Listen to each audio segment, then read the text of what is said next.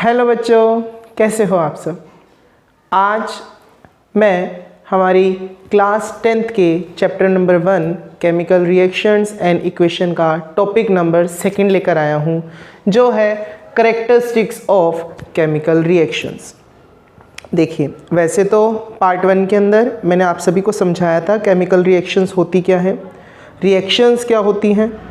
मैंने आप लोगों को समझाया था कि 2 तरीके की रिएक्शंस होती है, कोई फिज़िकल रिएक्शन होती है, कोई केमिकल रिएक्शन होती है। तो अब हम अपनी इसी सीरीज़ के अंदर थोड़ा सा आगे बढ़ चुके हैं और अब हम पहचान करेंगे, अगर हमें किसी को केमिकल रिएक्शन का दर्जा देना है तो उसके अंदर क्या विशेषताएं होनी चाहिए। तो इसी चीज़ को समझने के लिए मैं नेक्स्ट टॉपिक लेकर आया हूँ, जो है कैरेक्टरिस्टिक्स ऑफ केमिकल रिएक्शन। देखिए, सबसे पहले तो मैं आप लोगों को बताना चाहूँगा, अगर आपने वीडियो पार्ट 1 नहीं देखा है तो आप लोगों को वहाँ ज़रूर जाना चाहिए, क्योंकि उससे आपका बेस तैयार होगा। आप एकदम से अगर ये टॉपिक देख रहे हैं तो आपको पहले बेस का जनरल नॉलेज होना ज़रूरी है। तो अगर आपको जनरल रिएक्शन के बारे में पता है कि नॉर्मल रिएक्शंस होती क्या है, चेंज होता क्या है, तो आप डायरेक्ट इस वीडियो को देख सकते हैं। और अगर आपको पार्ट 1 में जाना है तो डिस्क्रिप्शन में आपको वीडियो पार्ट 1 का लिंक भी मिल जाएगा, वहाँ से जाकर देख सकते हैं। तो आइए शुरू करते हैं अपने टॉपिक को। Characteristics of chemical reaction. देखिए, हम सब ने एक बात समझी थी कि केमिकल रिएक्शन होती क्या है। जब कोई भी रिएक्टेंट प्रोडक्ट की तरफ मूव करने लगता है, कोई भी रिएक्टेंट अपने अंदर चेंज करके, अपने अंदर रीअरेंजमेंट करके, अपने अंदर बदलाव करके, टूट करके कुछ नया बना देता है।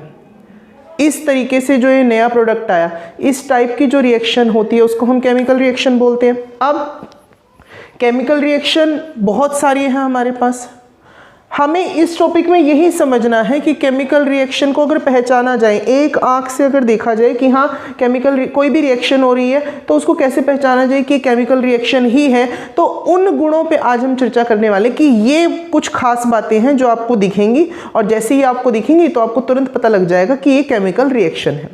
तो आप देख सकते हैं, जैसे मतलब when a chemical reaction proceed, some change are observed, these change shows the characteristic of chemical reaction। आप कोई भी अपने आसपास रिएक्शन देख रहे हैं, उसके अंदर कुछ भी चेंज होता है, अगर उसके अंदर कोई चेंज हो रहा है तो वो चेंज ही उसकी विशेषता है। सबसे पहले पुराने एग्जाम्पल को लेते हैं। पार्ट 1 में हमने एक चाय बनाने का एग्जाम्पल दिया था। आप लोग चाय बना रहे हैं, चाय जब डाली आपने पतीली के अंदर, आपने जब चाय को अपनी बर्तन में रखा तो चाय बनना शुरू हो चुकी है। वो पहले एक नॉर्मल वाटर थी, ट्रांसपेरेंट वाटर था वो, जिसके अंदर सब कुछ आपको क्लियरली दिख रहा था, एकदम साफ पानी था। पर अब उसमें ऐसा क्या हो गया कि वो रेड कलर का हो चुका है। अब आपने उसके अंदर मिल्क डाला, जिसके बाद हमने उसके कलर को और चेंज करा। मीन्स उसके अंदर कलर चेंज हो रहे हैं ना, मतलब एक कोई भी ऐसी रिएक्शन, कोई भी ऐसा चेंज जो अपने अंदर कुछ बदलाव दिखा रहा है, उसको हम केमिकल रिएक्शन कह रहे हैं। कहने का मतलब सीधा सीधा क्या, केमिकल रिएक्शन क्या है, ये एक तरीके की प्रोसेस है, एक तरीके की ये प्रोसेस है जो लिंक करती है रिएक्टेंट के मॉलिक्यूल्स को या रिएक्टेंट्स को। जितने भी हमारे पास रिएक्टेंट्स थे हमने पहले डिस्कस करा है, रिएक्टेंट्स क्या होते हैं जो हमारी रिएक्शन करवाने में मदद करती है। मतलब केमिकल रिएक्शन क्या है, ये वो प्रोसेस है जो रिएक्टेंट और मॉलिक्यूल को लिंक करवा के, उनके पुराने बॉन्ड को तोड़वा के उनके अंदर नए बॉन्ड का निर्माण कर देती है। देखिए, जैसे मान लीजिए कोई भी एलिमेंट ए और बी है, ये आपस में जुड़ना चाह रहे हैं। अब ऐसे समझिए, ए है ट्रायंगल और बी है स्क्वायर, इनके बीच में केमिकल रिएक्शन करवाना चाह रहे हैं।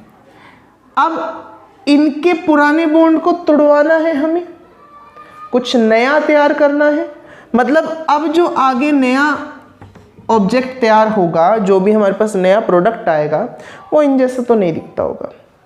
तो क्या कह सकते हैं, नया प्रोडक्ट ये भी आ सकता है, नया प्रोडक्ट ये भी आ सकता है। ओरिएंटेशन चेंज हो रही है, उसकी सिमेट्री चेंज हो रही है, बस वो बदल रहा है, शेप बदल रहा है, पर काम एक जैसा ही हो रहा है। नया प्रोडक्ट ये भी तैयार हो सकता है। कहने का मीन्स क्या है, या फिर नया प्रोडक्ट ये भी तैयार हो सकता है ना। कुछ भी हो सकता है। कहने का मीन्स जो हमारी डेफिनेशन बताती है केमिकल रिएक्शन की कि ये लिंक कर रहा है रिएक्टेंट और अलग मॉलिक्यूल्स को, जो हमने रिएक्टेंट की फॉर्म में लिए हैं, रिएक्टेंट या मॉलिक्यूल्स को लिंक कर रहा है। केमिकल रिएक्शन लिंक करवा रहा है, उनके पुराने बॉन्ड को तोड़वा रहा है। अब ना तो ये ट्राइंगल है ना ये स्क्वायर है, अब ये कोई नई ही शेप है जिसे पेंटागन बोलते हैं, राइट। तो मीन्स मॉलिक्यूल्स के पुराने लिंक्स को, पुराने बॉन्ड को तोड़वा करके नए बॉन्ड जिसमें फॉर्म हो जाए, उसी तरीके की रिएक्शन को केमिकल रिएक्शन कहा गया। ये हमने पिछली वीडियो में समझा था। पिछली वीडियो तक का जो हमारा टॉपिक था वो यहाँ तक था। अब टॉपिक आया है कि केमिकल रिएक्शन की पहचान, विशेषताएं क्या है। केमिकल रिएक्शन को समझना है तो क्या गुण उनमें देखे जाएंगे। देखिए, मैंने अलग अलग बुक से थोड़ा थोड़ा मटेरियल उठाया। जैसे एनसीईआरटी में हमें 4 विशेषताएं बताई गई हैं और सॉल्यूशंस के अंदर में 5 से 6 विशेषताएं बताई गई हैं। इसके अलावा भी कुछ विशेषताएं होती हैं जिनको अब मैं एक्सप्लेन करने जा रहा हूँ। देखिए, सबसे पहले तो हमारे पास कैरेक्टरिस्टिक्स के अंदर ये कुछ कैरेक्टरिस्टिक्स होती है, जैसे कलर में बदलाव आ जाना। चाय का भी एग्जाम्पल लिया कि एक फॉर्म से दूसरी फॉर्म जब बनी, रिएक्टेंट से प्रोडक्ट जब बना तो कलर चेंज हो गया। इसके अलावा स्टेट में चेंज हो जाना। स्टेट चेंज होने का मतलब आप ये कहेंगे कि सर आपने हमें समझाया था कि आइस जो है वाटर बन गई, ये भी तो स्टेट चेंज हो रहा है। पर क्वेश्चन यहाँ पर ये अराइज होता है कि आइस से वाटर बना, अब वाटर से भी तो आइस बन सकता है, ये तो फिजिकल चेंज हो गया। इसका मतलब यहाँ पे जो ये चेंज इन स्टेट की बात हो रही है, ये परमानेंट चेंज है, ये अब दोबारा रिकलेक्ट नहीं हो सकता। ये फिजिकल की तरह नहीं है, ये केमिकल की तरह है। ये अभी एक्सप्लेन करेंगे तो समझ में आएगा। फिर आता है एवोल्यूशन ऑफ गैस, कि गैस भी निकले, गैस भी निकल सकती है। कोई दो एलिमेंट्स थे ए और बी, इन्होंने अपने आप को मिक्स करा, कोई सी बना, तो सी के साथ साथ गैस भी निकल रही है।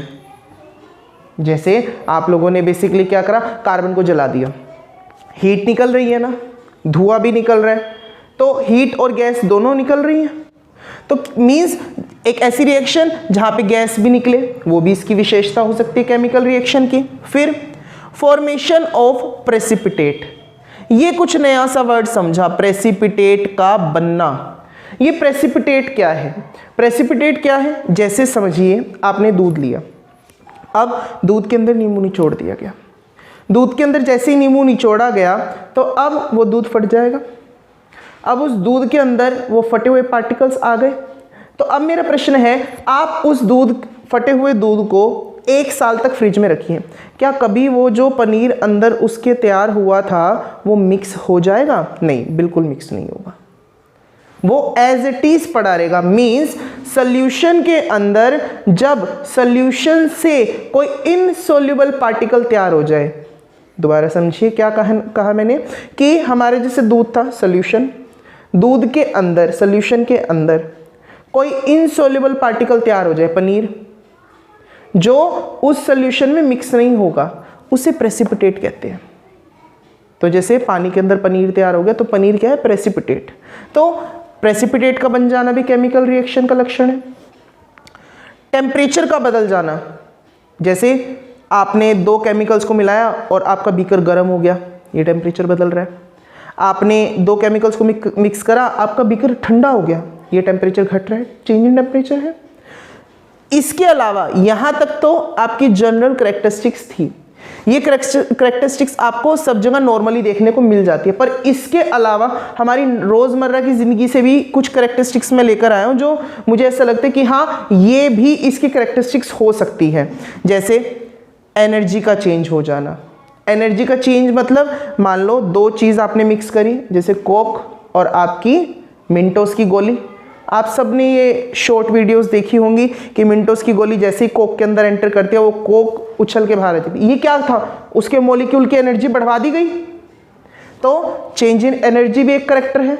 इसके अलावा नया सब्सटेंस फॉर्म करना, ये तो हमारी बेसिक टर्म है, ये तो बेसिक लॉजिक है, ये तो केमिकल रिएक्शन की बिल्कुल बेसिक बात है, एक बेसिक कंडीशन है बिल्कुल, कि न्यू सब्सटेंस फॉर्म होगा तभी उसे केमिकल रिएक्शन कहा जा रहा है। और इसके अलावा चेंज इन ऑर्डर, स्मेल के अंदर बदलाव हो जाना, ये भी केमिकल रिएक्शन को दिखाता है।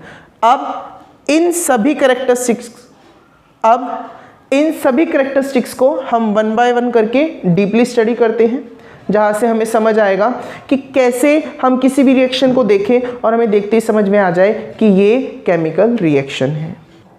अब देखिए, सबसे पहला कैरेक्टरिस्टिक्स जो हमारे लिए है वो है चेंज इन कलर, कि कलर में चेंज हो जाना, कलर का चेंज हो जाना। कहने का मीन्स क्या, कोई भी एक रिएक्टेंट है A,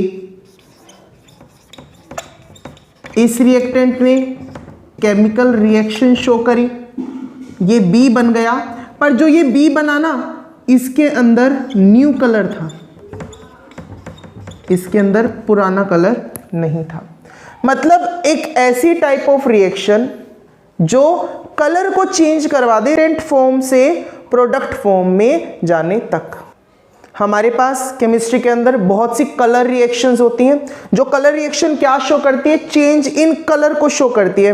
means according to chemistry बहुत सी कलर रिएक्शंस होती हैं जो रिएक्टेंट से प्रोडक्ट में मूव करने पर अपने कलर को चेंज कर लेती हैं। इसका अगर हम एग्जांपल लें, देखिए फॉर एग्जांपल आप लोग अपने घर पे आयरन लाए, आयरन केमिस्ट्री के अंदर जिसका एटॉमिक सिंबल Fe है। आप लोग अपने घर पे एक न्यू आयरन लेकर आए जिसका कलर क्या था, शाइनी ग्रे होगा, कुछ ग्रेइश सा होगा। अब हुआ क्या, इस आयरन को पानी के साथ रिएक्शन करने को मिल गई, इस आयरन ने वाटर के साथ रिएक्शन कर ली। रिएक्शन करने की वजह से क्या हुआ, रस्टिंग हुई। आप सभी को पता है बारिश के अंदर जब आप सभी के बाहर गर्मियों का समय होता है, गर्मियों में सबके बाहर कूलर लगे होते हैं, और सबने नोटिस करा होगा जब बारिश आती है, बारिश के बाद में आपका कूलर जो है बाहर की तरफ से बहुत खस्ता हालत में हो जाता है। क्यों? क्योंकि उधर जो आयरन यूज़ हुआ है उस आयरन ने वाटर के साथ रिएक्ट करके रस्टिंग कर लिया। तो हम क्या समझना चाह रहे हैं, चेंज इन कलर को समझना चाह रहे हैं। और चेंज इन कलर यहां से समझ आ तो रहे, आयरन ग्रेइश कलर का था, पर रस्टिंग होने के बाद जो जंग तैयार हुआ, जो रस्ट तैयार हुआ, इसका कलर तो ब्राउन था। इसका कलर कैसा था, ब्राउन था। मींस आयरन को जब जंग लगा तो आयरन ने अपने कलर में चेंज दिखाया। ऐसे ही आपने आयरन लिया दोबारा से, अब इस आयरन को आप लोगों ने कॉपर सल्फेट के सॉल्यूशन में डाल दिया।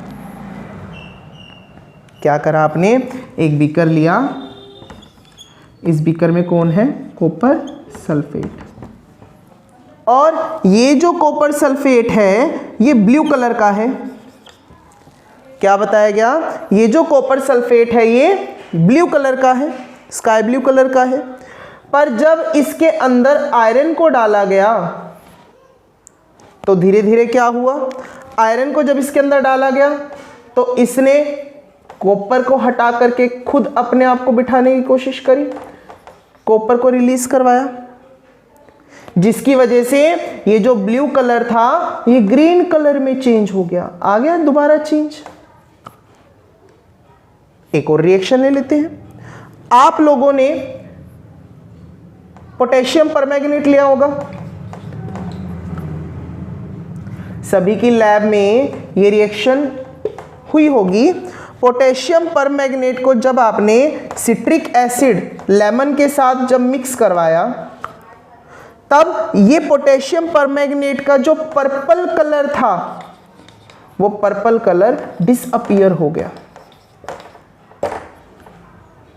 तो मतलब जितनी भी रिएक्शन हमारे पास केमिस्ट्री में प्रेजेंट है, अगर वो कलर को चेंज करता हुआ शो कर रही हैं, मतलब और सारी विशेषताएं तो हैं, पर अगर हम देख करके समझ पा रहे, क्योंकि आंखों से दिख जाएगा हमें कि कलर चेंज हो रहा है या नहीं हो रहा।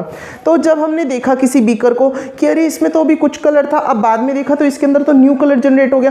तो जब भी हमारे पास चेंज इन कलर प्रेजेंट हो, तुरंत ही हम उस रिएक्शन को क्या नाम दे देंगे, केमिकल रिएक्शन। अब आप लोगों के मन में एक सवाल आ रहा होगा कि सर केमिकल रिएक्शन के अंदर कलर चेंज हुआ तो हुआ कैसे। मीन्स अगर कोई पूछने वाला हो कि भाई आपने रिएक्टेंट को मिक्स करा, वो तो मिक्स हो गया, हमने पानी के अंदर चीनी बहुत बार मिक्स करी है, पर कलर तो कभी चेंज हुआ ही नहीं, तो कलर चेंज हुआ तो हुआ कैसे। देखिए, आयरन से जब रस्टिंग हुई या फिर आयरन को जब कॉपर सल्फेट में डाला या फिर पोटेशियम परमैंगनेट को जब सिट्रिक एसिड के साथ मिक्स करा, इन सब में एक चीज़ कॉमन हुई, क्या, ट्रांसफर ऑफ एनर्जी। जब भी दो रिएक्टेंट मॉलिक्यूल्स कंबाइन होते हैं तो कंबाइन होने की वजह से एनर्जी का लेन देन होता है, एनर्जी का ट्रांसफर होता है। तो क्या हुआ, जब रिएक्टेंट कंबाइन हुए प्रोडक्ट बनने के लिए, तब एनर्जी निकली और वो एनर्जी उन्होंने एब्जॉर्ब कर ली, जिसकी वजह से उनके कलर में विजिबिलिटी आ गई। कलर उनके अंदर था, पर उन कलर के अंदर इतनी ताकत नहीं थी कि वो खुद को शो कर सके। सेम ऐसे आप लोगों ने देखा होगा, जैसे मेहंदी लगाने वाले होते हैं, ये मेहंदी लगाने वाले क्या होते हैं, बाद में चूना या फिर नींबू का रस या फिर चीनी का घोल उस पर लगाते हैं ताकि वो मेहंदी ज़्यादा रचे। ये क्या हो रहा है, ये एनर्जी तो ट्रांसफ़र कर रहे हैं हमने केमिकल की मदद से एनर्जी ट्रांसफर करी उस मेहंदी में, जिसकी वजह से क्या होगा, वो मेहंदी अपने कलर को ज़्यादा अच्छे से दिखा पाएगी। यही चीज़ यहाँ हो रही है कि जब रिएक्टेंट कंबाइन हो रहा है तो रिएक्टेंट कंबाइन होने की वजह से एनर्जी रिलीज हुई और वो एनर्जी एब्जॉर्ब कर ली गई रिएक्टेंट के द्वारा, और जब वो एनर्जी एब्जॉर्ब करी गई तब केमिकल के अंदर पावर आ गई अपने कलर को शो करने की, अपने कलर को विजिबल करवाने की, और उसी वजह से क्या हुआ, चेंज इन कलर। तो ये हमारा फर्स्ट कैरेक्टरिस्टिक्स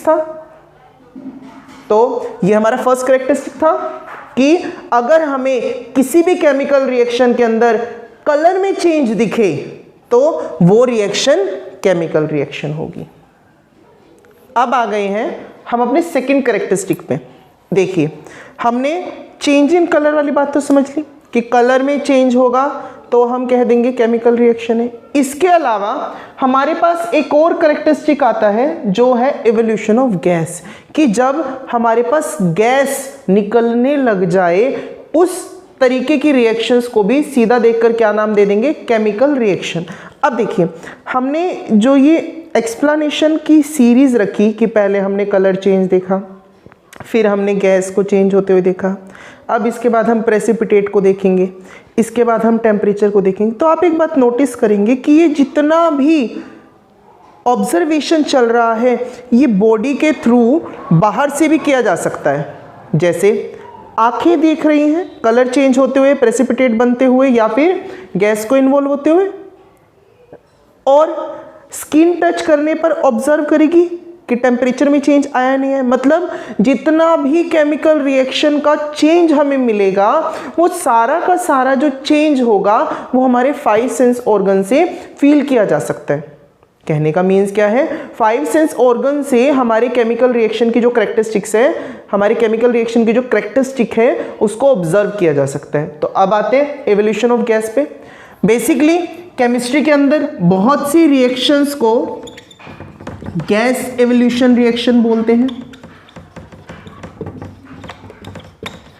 मतलब एक ऐसी रिएक्शन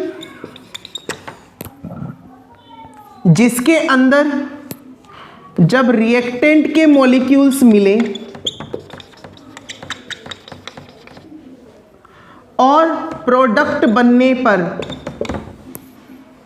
गैस रिलीज हो। अब इस बात को समझना है कि सर ये जो आप कह रहे हो गैस रिलीज हो, इसका मीन्स क्या है। देखिए, बेसिकली हमारे एटमॉस्फेयर में CO2 है, नाइट्रोजन है, सल्फर डाइऑक्साइड है और नाइट्रोजन डाइऑक्साइड है, बहुत सारी गैसेस हैं, ऑक्सीजन है। आप लोगों ने देखा होगा कई बार आप लोग कार्बन को जलाते हो, कार्बन को जलाते हैं। मैंने एक शॉर्ट वीडियो बनाई थी मैग्नीशियम रिबन की बर्निंग पे, वहाँ पे मैंने ये बात एक्सप्लेन करी थी कि जब भी ऑक्सीजन को हम किसी केमिकल रिएक्शन में लिख रहे हैं तो इस ऑक्सीजन का मतलब क्या होता है, बर्निंग। तो अब क्या करा आपने, कार्बन को रिएक्ट करवा दिया ऑक्सीजन से, तो अब नॉर्मल सी बात है, एक धुआं निकलने वाला है CO2 जैसा, ब्लैक कलर का धुआं निकलेगा जिसमें आप सांस भी नहीं ले सकते, जिससे पोल्यूशन भी होता है। और प्लस में बहुत सारी हीट निकलेगी। फर्स्ट वीडियो के अंदर भी मैंने एक्सप्लेन करता है, ये सिंबल किसका है, हीट का। मतलब कार्बन ये तो सॉलिड था ना, इसको जला दिया, और किसी भी चीज़ का जलना वो तो केमिकल रिएक्शन के अंदर ही आता है, क्योंकि एशेस बनेगी, नया प्रोडक्ट फॉर्म हुआ, जो कि एक कैरेक्टरिस्टिक था हमारा। कार्बन को जला दिया गया, ऑक्सीजन के साथ रिएक्ट करवा दिया गया, तो कार्बन डाइऑक्साइड गैस निकली और हीट निकली। ये जो गैस निकली यही क्या दिखा रही है, इवोल्यूशन ऑफ गैस को। इसके अलावा एक साधारण सा उदाहरण देते हैं। आप लोगों ने अगरबत्तियां जलाई हैं, कैम्फर, कपूर भी जलाकर देखा आपने। तो जब आपने अगरबत्ती को जलाया तो उसके अंदर से ये धुआं निकल रहा था, गैस निकल रही थी, और वो जो अगरबत्ती थी वो डायरेक्ट एशेस के अंदर कन्वर्ट हो रही थी। तो आपने क्या बात नोटिस करी कि अब ये अगरबत्ती का जो धुआं है, जो धुआं चला गया, उसके बाद जो ऐश बची, इस ऐश से दोबारा अगरबत्ती नहीं बनाई जा सकती। इसका मीन्स क्या हो गया, एक केमिकल रिएक्शन है। तो धुआं निकलना, अब इस धुएं को, सर आप कह रहे हो बार बार धुआं वर्ड यूज कर रहे हो, स्मोक वर्ड यूज कर रहे हो, ये गैस थोड़ी ना, गैस के मॉलिक्यूल्स मिले हैं तभी तो हमें वो दिख रहे हैं, उसी को ही तो हम धुआं कह रहे हैं। तो गैस का रिलीज होना ही अपने आप में एक केमिकल रिएक्शन का कैरेक्टरिस्टिक है। अब आते हैं केमिस्ट्री की लैंग्वेज से। आप सभी के घर पे इन्वर्टर्स होंगे और सबको पता है इन्वर्टर्स के अंदर एसिड पड़ा होता है, और ये बात भी सबको पता है कि वो एसिड काफ़ी हानिकारक होता है। कभी आपने नोटिस करा हो कि जब इन्वर्टर को खाली करा जाता है, जब इन्वर्टर ख़राब हो जाता है, बेच दिया जाता है, तो उसके एसिड को बाहर निकाल के नालियों में फेंका जाता है। तो नालियों में जब फेंका जाता है तो नाली की जो बेस बनी हुई है उसमें जो लोहा लगा होता है वो गल जाता है। और यही चीज़ आपने घरों में भी देखी, जब मम्मी टॉयलेट्स को वॉश करती है, जब टॉयलेट क्लीनर की हेल्प से टॉयलेट को वॉश किया जा रहा है, तब भी आप जब अपनी पोट के ऊपर एसिड को, तेजाब को गेरते हो तो वहां भी गैस रिलीज होती है। यस और नो? मीन्स क्या कि टॉयलेट क्लीनर्स के लिए, टॉयलेट की सीट को वॉश करने के लिए जब आपने उस पर तेजाब गेरा तब भी तो गैस रिलीज हुई ना। मीन्स ये जो वॉशिंग ऑफ टॉयलेट सीट है ये भी एक तरीके की केमिकल रिएक्शंस सोल्व करवा रही है। क्यों? क्योंकि वहाँ पर जो बैक्टीरिया थे, वहाँ पे जो गंदगी थी, एसिड ने उससे रिएक्ट करा और उसे ख़त्म कर दिया। अब तो नया आएगा ना बैक्टीरिया, पर गैस रिलीज हो रही है। गैस रिलीज होना किस करैक्टर में आता है? केमिकल रिएक्शन के करैक्टर में। अब एक एक्सपेरिमेंट दिया हुआ है एनसीईआरटी के अंदर कि मान लीजिए आपने एक एसिड लिया जिसका नाम था H2SO4, और इस H2SO4 के अंदर आपने जिंक मेटल के टुकड़े डाले। जिंक मेटल के टुकड़े जब इसमें डले H2SO4 के अंदर, तो डलते ही उसमें से बबल निकलने लग गए। बबल निकलने का मीन्स क्या है कि ये जिंक घुलना शुरू हो गया है। ये बबल्स भी तो इवोल्यूशन ऑफ गैस को ही शो कर रहे हैं। मीन्स ऐसी रिएक्शंस जिनमें रिएक्टेंट जब आपस में कंबाइन हो और गैस रिलीज हो जाए, गैस इवोल्यूशन हो जाए, उस टाइप की रिएक्शंस जो है केमिकल रिएक्शन होती है। क्यों? क्योंकि उनके अंदर जो कैरेक्टरिस्टिक आया वो इवोल्यूशन ऑफ गैस का आया। ये था हमारा सेकंड कैरेक्टरिस्टिक। अब आ जाते हैं हमारे तीसरे कैरेक्टरिस्टिक की तरफ, जो है चेंज इन स्टेट। देखिए, जब मैंने इस बात को समझाया तब भी मैंने आपको ये बात कही थी कि ये जो स्टेट के अंदर चेंज है ना, ये फिजिकल स्टेट की तरह नहीं होगा कि बर्फ से पानी बने, आइस किस में कन्वर्ट हो गई, वाटर में, और फिर ये वाटर दोबारा आइस में कन्वर्ट हो जाएगी। नहीं नहीं, ऐसा नहीं। या फिर कोई चीज़ लाइक एस कैम्फर जलाया, सबलाइम कर गया, गैस बन गया, अब उसको गैस को इकट्ठा कर लिया और वापस कैंपर मिल गया, नहीं, ऐसे नहीं होगा। कहने का मीन्स क्या है, अब जो हमारे पास ये स्टेट चेंज होगी, परमानेंट चेंज होगा। मतलब कोई भी चीज जलाई, अब वो जलने के बाद गैस बन गई, पर अब वो गैस से दोबारा वो चीज नहीं बन पाएगी जो है। एग्जाम्पल लेते हैं पेट्रोल का। पेट्रोल जिसका केमिकल फॉर्मूला C8H18 होता है, पेट्रोल को आग लगवा दी, बर्निंग करवाई पेट्रोल की। पेट्रोल की जब बर्निंग हुई, आप सबको पता है CO2 गैस निकलती है। आप लोगों की बाइकों के अंदर पेट्रोल भरा होता है, आप सब अपनी धूम 3 को लेकर के निकल पड़ते हो रोड पे। अब जब आप उसको रोड पर लेकर निकले हो, तब आपने नोटिस करा होगा जो सलेंसर है उसमें से धुआं निकल रहा है लगातार। वो धुआं क्या है? CO2। इसके अलावा पेट्रोल जब बर्न हो रहा है तो एनर्जी भी तो तैयार कर रहा है ना वो आपके लिए, आपकी बाइक के लिए, हीट की फॉर्म में। तो जब ये पेट्रोल जला, पेट्रोल क्या था? लिक्विड। अब जब इसकी रिएक्शन हुई तो ये क्या बन गया? गैस।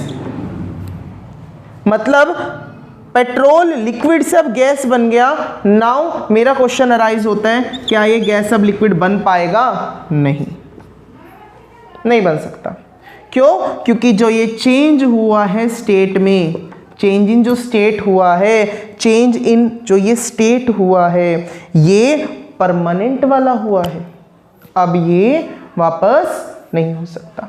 मतलब एक ऐसी रिएक्शन या फिर एक ऐसी प्रोसेस जहां पर एक बार स्टेट चेंज हो जाए, इनिशियल से एक बार फाइनल हो जाए और फाइनल से वो इनिशियल वापस ना आ पाए, अपनी स्टेट में वापस ना आ पाए, जो ऐसे करैक्टर को शो कर रही है, उस टाइप की रिएक्शन को भी क्या कह दिया जाता है? Chemical reaction. Means chemical reaction का एक और गुण हमने क्या देखा कि केमिकल रिएक्शन के अंदर स्टेट अगर एक बार चेंज हो जाती है तो वो स्टेट अब दोबारा रिवर्स नहीं हो सकती।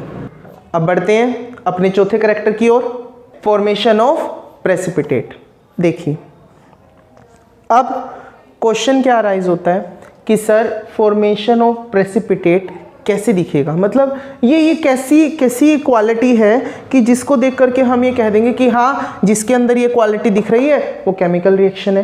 क्या समझाया था कि वो रिएक्शंस जिनमें रिएक्टेंट जब कंबाइन हो, वो रिएक्शंस जिनमें रिएक्टेंट जब कंबाइन हो तो प्रोडक्ट के अंदर इनसोल्यूबल पार्टिकल तैयार हो जाए। प्रोडक्ट में क्या तैयार हो जाए? प्रोडक्ट कौन होगा? Insoluble particle. मतलब ये जो तैयार होगा ये आपके सॉल्यूशन में मिक्स नहीं हो रहा होगा। देखिए इसका सबसे सिंपल एग्जांपल लिया हमने, मिल्क लिया और मिल्क के अंदर लेमन वाटर डाला। लेमन वाटर के अंदर कौन है? सिट्रिक एसिड है। जब मिल्क के अंदर हमने लेमन वाटर को डाला, सिट्रिक एसिड को डाला, तो हमारे पास पनीर तैयार हुआ, पर वो पनीर सॉल्यूशन के अंदर है। वो पनीर सॉल्यूशन के अंदर है। दैट मीन्स टू से जब रिएक्टेंट को, ये रिएक्टेंट थे, इन रिएक्टेंट को कंबाइन करा गया, प्रोडक्ट तैयार हुआ। जब रिएक्टेंट को कंबाइन करके प्रोडक्ट को तैयार करा तो हमारे पास सॉल्यूशन के अंदर बहुत सारे इनसॉल्युबल पार्टिकल तैयार हो गए। पनीर फटते हुए सबने देखा है, इस वजह से इस एग्जाम्पल को ज़्यादा बताया जा रहा है। क्यों? क्योंकि जब जैसे ही आपकी मिल्क को हीट भी मिल जाए, ज़्यादा गर्मियों में रखा भी ख़राब हो जाता है, तो हल्की सी ज़्यादा गर्मी भी अगर मिल्क को मिल जाए, फ्रिज में नहीं रखा, अगर आपने रेफ्रिजरेटर में उसको नहीं रखा, तो वो भी तुरंत क्या होता है? एक इनसॉल्युबल पार्टिकल का निर्माण कर देते हैं, जिसको क्या बोल रहे हैं? पनीर। अब केमिस्ट्री के अंदर कुछ रिएक्शंस बताई गई जो प्रेसिपिटेट रिएक्शन को शो कर रही थी। जैसे क्या करा? पहली आपने लेड नाइट्रेट लिया। ये लेड नाइट्रेट एक क्रिस्टल क्लियर सॉल्यूशन होता है। मतलब वैसे तो सॉलिड होता है, जब इसको पानी में मिक्स कर देते हो तो एकदम क्रिस्टल क्लियर सॉल्यूशन तैयार होगा। मतलब ये वाइट सॉलिड पार्टिकल होता है। अब जब इस वाइट सॉलिड पार्टिकल को पानी में मिक्स करोगे तो एकदम क्रिस्टल क्लियर सोल्यूशन आएगा। सेम जब इसको मिक्स करवाया गया पोटेशियम आयोडाइड के साथ, ये भी एक तरीके का वाइट क्रिस्टल होता है। अब जब इस क्रिस्टल को सोल्यूशन मिक्स करा तो इसका भी हमारे पास क्रिस्टल बिल्कुल क्लियर वाटर, देखो ये भी क्लियर सोल्यूशन तैयार होगा और ये भी क्लियर ही सोल्यूशन तैयार होगा। जब इन क्लियर सॉल्यूशंस को आप लोग मिक्स करेंगे ना तो आपको येलो कलर का प्रेसिपिटेट मिलेगा, येलो प्रेसिपिटेट मिलेगा। दैट मीन्स टू से, क्या कहना चाह रहा हूं मैं कि जब आपने लेड नाइट्रेट जो कि एकदम क्लियर था सोल्यूशन, साफ पानी था, आप ये भी कह सकते थे सर कि आप साफ पानी को मिक्स करेंगे तो वो तो साफ ही रहेगा, उसके अंदर तो कोई चेंज इन कलर होना ही नहीं चाहिए। देखो इस एग्जांपल से चेंज इन कलर वाला भी कैरेक्टरिस्टिक सोल्व हो रहा है। हमने लेड नाइट्रेट को जब पोटेशियम आयोडाइड के साथ मिक्स करा तो हमारे पास येलो कलर का प्रेसिपिटेट आया। ये दोनों तो क्लियर थे ना, क्लियर सॉल्यूशन से येलो सॉल्यूशन आया, चेंजिंग कलर वाला करेक्टर मींस एक ऐसी रिएक्शन जहां पर हमारे दो सॉल्यूशन मिक्स हुए और यहां पर येलो कलर के प्रेसिपिटेट बने हैं। जैसे पनीर तैयार होता है ना, ऐसे ही यहां पर येलो कलर के प्रेसिपिटेट। आप जब अपनी लैबोरेटरी में वर्क करेंगे तब भी आपको समझ में आएगा कि लैब के अंदर जब आप इस एक्सपेरिमेंट को परफॉर्म करेंगे और जैसे दो सोल्यूशन को मिक्स करोगे, इन दोनों को लेड नाइट्रेट और पोटेशियम आयोडाइड को जैसे ही मिक्स करोगे आपको तुरंत एकदम येलो कलर का सोल्यूशन मिलेगा जिसके अंदर पार्टिकल्स मूव होते हुए दिखेंगे। जैसे दूध फट जाता है ऐसा पार्टिकल दिखेगा आपको मूव होता हुआ। तो ये जो येलो प्रेसिपिटेट है ये फॉर्मेशन ऑफ प्रेसिपिटेट शो कर रहा है ना, और फॉर्मेशन ऑफ प्रेसिपिटेट किसके कैरेक्टरिस्टिक्स में आता है? केमिकल रिएक्शन के। और चलो ठीक है, हमने मान लिया प्रेसिपिटेट वाली बात ही खत्म करी, यहाँ पर कलर भी तो चेंज हो रहा है। कलर चेंज होना भी तो किसके अंदर ही आता है? केमिकल रिएक्शन के अंदर। मतलब इस रिएक्शन के अंदर दो ऐसे कैरेक्टर्स शो हो रहे हैं जो केमिकल रिएक्शन को इंडिकेट कर रहे हैं। अब इसके अलावा एक एग्जांपल और है मेरे पास, जैसे सिल्वर नाइट्रेट, इसको मिक्स करा कॉमन सोल्ट के साथ, दोनों सॉल्यूशंस है, ये भी सॉल्यूशन है ये भी सॉल्यूशन है।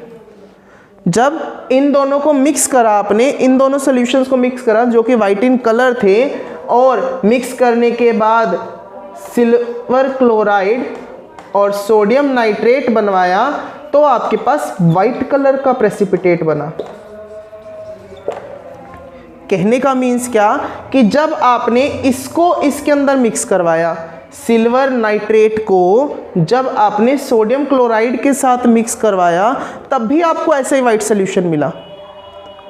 Silver nitrate AgNO3, Ag silver, NO3 nitrate, silver nitrate और सोडियम क्लोराइड, Na मतलब सोडियम, Cl मतलब क्लोराइड। जब सिल्वर नाइट्रेट और सोडियम क्लोराइड को मिक्स करा, इन्होंने बदली कर ली, Ag की जगह Na और Na की जगह Ag, आपस में चेंज कर लिया।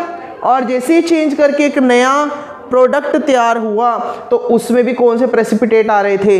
White precipitate. Means chemical reaction में एक क्वालिटी ये भी है कि जब केमिकल रिएक्शन प्रोडक्ट बने और कोई इनसॉल्युबल कैरेक्टर प्रोड्यूस हो जाए, कोई प्रेसिपिटेट फॉर्मेट हो जाए, उस टाइप की रिएक्शन को भी केमिकल रिएक्शन कहा जाएगा। ये था हमारा चौथा कैरेक्टरिस्टिक। अब आ गए हैं हम हमारे लास्ट कैरेक्टरिस्टिक पे, और ये जो कैरेक्टरिस्टिक है ना, ये मोस्ट इंपॉर्टेंट कैरेक्टरिस्टिक है, चेंज इन टेम्परेचर। ये कैरेक्टरिस्टिक बेसिकली हर एक रिएक्शन के अंदर आपको देखने को मिल ही जाता है। आप कोई भी रिएक्शन प्रोसीड करेंगे, कुछ भी केमिकल लैब के अंदर परफॉर्म करेंगे तो आपको ये वाला कैरेक्टरिस्टिक्स तो बार बार देखने को मिलेगा। मतलब ये कैरेक्टरिस्टिक इतना इंपॉर्टेंट है कि आपको हर एक रिएक्शन में ये वाली ऑब्जर्वेशन तो जरूर हो जाएगी, चेंज इन टेम्परेचर। अब सबसे पहला क्वेश्चन हमारे पास ये अराइज होता है कि टेम्परेचर क्या है? कोई भी चीज कितनी कूल है या कितनी हॉट है, इसी का मीन्स क्या है? टेम्परेचर। आपकी बॉडी कितनी कूल हो रही है, आपकी बॉडी कितनी हॉट हो रही है, ये चीज किसको इंडिकेट कर रही है? टेम्परेचर को। मीन्स टेम्परेचर क्या है? बॉडी की कूलनेस या बॉडी की हॉटनेस। यही टेम्परेचर के अंदर आता है।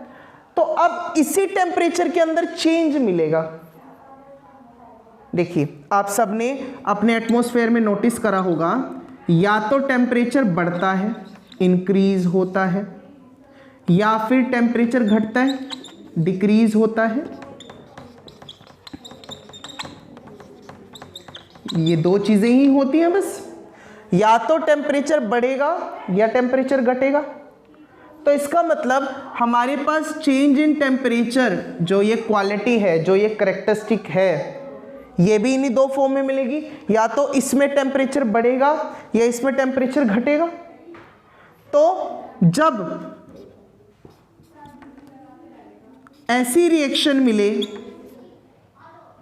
जिसमें रिएक्टेंट से प्रोडक्ट बनने पर, रिएक्टेंट से जब प्रोडक्ट बने, एक ऐसी रिएक्शन जब रिएक्टेंट से प्रोडक्ट बने, जब रिएक्टेंट से प्रोडक्ट बने और रिएक्टेंट से प्रोडक्ट बनने पर हमारे पास जब change in temperature increasing form में आ जाए। आप सबको पता है टेम्परेचर इंक्रीज होने का मतलब है हॉटनेस। मतलब एक बीकर ए में एक सॉल्यूशन था, इसको जब आपने बीकर बी के साथ मिक्स करा और आपके पास एक नया बीकर सी तैयार हो गया। अब जब आपने ए बीकर से बी बीकर बनाया और बी बीकर की वजह से, ए बीकर की वजह से एक नया सॉल्यूशन तैयार हुआ सी, और आपने नोटिस करा कि इसकी जो दीवारें हैं गर्म हो गई है बीकर की। तो ये क्या हुआ, टेम्परेचर इंक्रीज हुआ। मींस पहला, इसी के अंदर पहला स्टेप क्या आया, कुछ रिएक्शंस ऐसी हो सकती हैं जिनके अंदर रिएक्टेंट से प्रोडक्ट बनने पर आपकी जो रिएक्शन है वो टेम्परेचर को इंक्रीज करवा दे। तो ऐसी रिएक्शंस जब जिसमें रिएक्टेंट से प्रोडक्ट बनने पर आपका टेम्परेचर इंक्रीज हो जाए, आपकी हीट निकल जाए बाहर, अंदर से गर्मी निकलेगी तभी तो उसकी बाहर की बॉडी गर्म होगी। आप, मैं क्या बताना चाह रहा हूँ, मान लीजिए आप दौड़ लगा कर आए, आप रेस लगा कर आए, आपको बहुत पसीना आ रहा है, बहुत गर्मी लग रही है आपको। ये गर्मी कहाँ की थी, अंदर की थी जो बाहर निकली है। सेम ऐसे ही किसी सोल्यूशन को दूसरे सोल्यूशन के साथ मिक्स करा तो गर्मी निकल रही है, इसका मतलब उस सोल्यूशन के अंदर की गर्मी बाहर निकल रही है। मीन्स जब ए सोल्यूशन और बी सोल्यूशन मिक्स हुए, ये दोनों कंबाइन हुए और एक नया सोल्यूशन तैयार हुआ और उसकी दीवारें गर्म आ रही है, इसका मीन्स क्या, उसके अंदर की गर्मी बाहर निकल रही है। मतलब ऐसी रिएक्शंस जिसमें हीट रिलीज हो जाए, जिसमें रिएक्टेंट से प्रोडक्ट बनने पर टेम्परेचर इंक्रीज हो जाए, ऐसी रिएक्शन को एक्सोथर्मिक रिएक्शन कहा जाता है। कौन सी reactions, exothermic reaction. Means change in temperature में जो पहला चेंज, क्योंकि मैंने पहले कहा टेम्परेचर या तो बढ़ेगा या घटेगा, टेम्परेचर या तो इंक्रीज होगा या डिक्रीज होगा। हमने इंक्रीज वाला करेक्टर उठा लिया कि इंक्रीज होगा तो क्या हो रहा है। अब हमने समझा कि इंक्रीज होगा तो बाहर की बॉडी गर्म हो जाएगी, और हमने क्या समझा, जब बाहर की बॉडी गर्म हो रही है तो उस टाइप की रिएक्शन को एक और नाम दे दिया, क्या, एक्सोथर्मिक रिएक्शन। पर अब क्वेश्चन क्या राइज होता है, सर आप एक बात बताइए, ये जब रिएक्टेंट से प्रोडक्ट बना तो हीट निकली ही क्यों। आपके मन में ये सवाल आ सकता है कि जब हमारा रिएक्टेंट प्रोडक्ट बन गया तो उसके अंदर से हीट निकली ही क्यों। हर एक चीज के पीछे क्यों लगाने का अर्थ ही तो केमिस्ट्री है। किसी भी चीज के पीछे अगर क्यों शब्द आ गया कि ऐसा क्यों हो रहा है तो इसका मतलब वही केमिस्ट्री है। तो बात क्या आ रही है, रिएक्टेंट से जो ये प्रोडक्ट तैयार हुआ, इस प्रोडक्ट ने हीट भी निकाली, इसका प्रश्न है क्यों। सोल्यूशन ए सोल्यूशन बी के साथ मिक्स हुआ, सी नाम का सोल्यूशन बना, तो अब ये जो सी नाम का सोल्यूशन है इसने हीट क्यों रिलीज करी एक्सोथर्मिक रिएक्शन के अंदर। इस प्रश्न का उत्तर क्या है, देखिए आप सभी ने बेसिकली ये देखा होगा, जब घर के अंदर आपकी मम्मा के साथ या ये एक्सपेरिमेंट करके देखना, 2 बीकर्स में गर्म पानी करिए तैयार, एक बर्तन में तेज़ गर्म पानी होना चाहिए और एक बर्तन में कम गर्म पानी होना चाहिए। एक बर्तन में तेज़ गर्म पानी होना चाहिए और एक बर्तन में कम गर्म पानी होना चाहिए। एक में मोर हॉटनेस होनी चाहिए ज़्यादा, और एक में लेस हॉटनेस होनी चाहिए, थोड़ी कम होनी चाहिए उससे। तो अब आप क्या करके देखना, इस मोर वाले को ना लेस वाले में डालकर देखना। ध्यान देना, जब आप इस मोर हॉटनेस वाले सॉल्यूशन को लेस हॉटनेस वाले सॉल्यूशन में डालेंगे ना, तो इसके अंदर भी गर्मी बढ़ जाएगी। समझ पा रहे हैं? मतलब एक्सोथर्मिक रिएक्शन कौन सी रिएक्शन होती है जहां पे रिएक्टेंट हायर एनर्जी लेके बैठा है। रिएक्टेंट के अंदर एक पार्टिकल तो हायर एनर्जी लेकर बैठा है और एक पार्टिकल लोअर एनर्जी लेकर बैठा है। तो जब ये हायर एनर्जी वाला ज़्यादा गर्मी वाला लोअर एनर्जी में डलेगा तो ऑटोमेटिकली बात है कि हीट निकलनी बनती है। तो जो ये प्रोडक्ट तैयार होगा ये हीट दिखाएगा। तो मीन्स एक्सोथर्मिक रिएक्शन के अंदर क्या होता है, एक्सोथर्मिक रिएक्शन के अंदर है क्या, जो आपका एक सॉल्यूशन है वो हाईली रिएक्टिव है, हाईली रिएक्टिव है और उसको लोअर रिएक्टिव में डाला गया, कोई लेस रिएक्टिव में डाला गया। जब उसको इसके अंदर डाला गया है तब हमारे पास जो प्रोडक्ट आया है वो प्रोडक्ट हीट को लेकर आया है, जो क्या इंडिकेट कर रहा है, एक्सोथर्मिक रिएक्शन को। एक्सोथर्मिक रिएक्शन क्लियर हो रहा है कि इस रिएक्शन में बेसिकली क्या होता है कि ज़्यादा गर्म चीज़ कम गर्म चीज़ में, कि सर हमें तो बीकर टेस्ट ट्यूब में तो महसूस हुआ ही नहीं कि वो गर्म है, वो गर्म बाहर से नहीं है, वो अंदर से गर्म है, उसके अंदर गर्मी है। लाइक आप दौड़ रहे हो तो आपकी गर्मी बाहर निकलेगी, सेम ऐसे वो सोल्यूशन अंदर से गर्म है। तो जब वो सोल्यूशन दूसरे सोल्यूशन में गया उसकी गर्मी को बाहर निकलने का मौका मिल गया, तो प्रोडक्ट के अंदर जो हमारा प्रोडक्ट आया, प्रोडक्ट के अंदर जो सोल्यूशन आया वो गर्मी दिखा रहा था, उसने टेम्परेचर को इंक्रीज कर दिया। मींस ऐसी रिएक्शन जब हमारे पास रिएक्शन प्रोडक्ट के अंदर कन्वर्ट होने पर हीट रिलीज कर दे, ऐसी रिएक्शन को एक्सोथर्मिक रिएक्शन कहते हैं, जो चेंज इन टेम्परेचर का एक स्टेप है। चेंज इन टेम्परेचर मतलब केमिकल रिएक्शन शो करने वाला। इसका मतलब अब जिस भी रिएक्शन के प्रोडक्ट में हीट चेंज हो रही होगी वो भी कौन सी रिएक्शन कहलाएगी, केमिकल रिएक्शन। अब इसका उल्टा भी हो सकता है, ये तो हमारे पास इंक्रीज में हो गया, ऐसा भी तो हो सकता है डिक्रीज हो जाए टेम्परेचर। इंक्रीज में तो बात कर ली हमने, जैसे हमारे पास रेस्पिरेशन पे ही बात करी। हम सबको पता है खाना खाने के बाद या खाना खाने के पहले हम सांस ले रहे हैं, खाना खाने के बाद भी हम सांस ले रहे हैं। सांस जब अंदर जा रही है तो हमारा खाना डाइजेस्ट हो रहा है, उसकी वजह से एनर्जी तैयार हो रही है जिससे हमें गर्मी महसूस होती है। इसलिए खाना खाते टाइम बेसिकली हमें गर्मी महसूस होती है, क्योंकि वहाँ पे हवा जो है हमारे बेसिकली अंदर के फूड को डाइजेस्ट करना शुरू करती है, जिसकी वजह से बॉडी हीटअप हो जाती है। या फिर हम गरम गरम खाना खा लेते हैं, वो हमारे पेट में रहता है, तब भी हमें गर्मी लगने लग जाती है। इसका मतलब क्या, हमारी बॉडी टेम्परेचर को चेंज करके दिखा रही है, जो कि इसका एग्जाम्पल है एक्सोथर्मिक का। पर इसके अलावा टेम्परेचर अगर डिक्रीज हो जाए तो क्या होगा, मतलब ऐसी रिएक्शन जहां पर रिएक्टेंट जब प्रोडक्ट बन जाए तो वो ठंडा हो जाए, उसका टेम्परेचर गिर जाए। टेस्ट ट्यूब को हाथ लगा ऐसा लगे नहीं ठंडी लग रही है टेस्ट ट्यूब, तो ये महसूस हो आपको कि हाँ मैंने रिएक्टेंट से जब प्रोडक्ट बनाया तो टेम्परेचर डाउन चला गया, कम हो गया।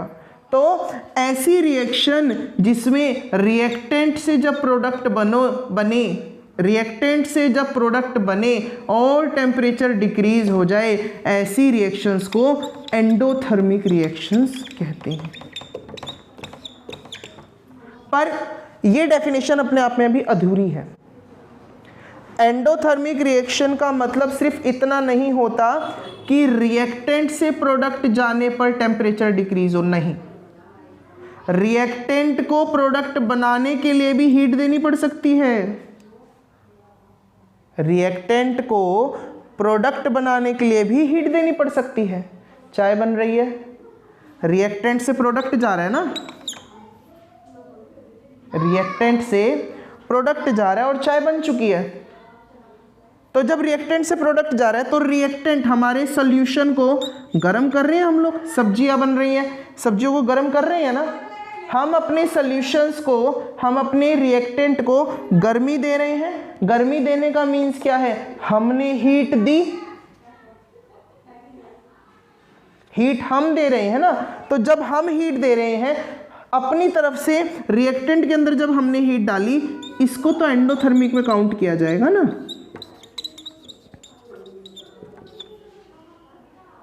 टेम्परेचर प्रोडक्ट में घट जाए या फिर रिएक्टेंट को प्रोसीड करवाने के लिए, रिएक्शन को प्रोसीड करवाने के लिए रिएक्टेंट में टेम्परेचर दिया जाए। दो बातें बोली गई अब एंडोथर्मिक के लिए। एंडोथर्मिक कौन है?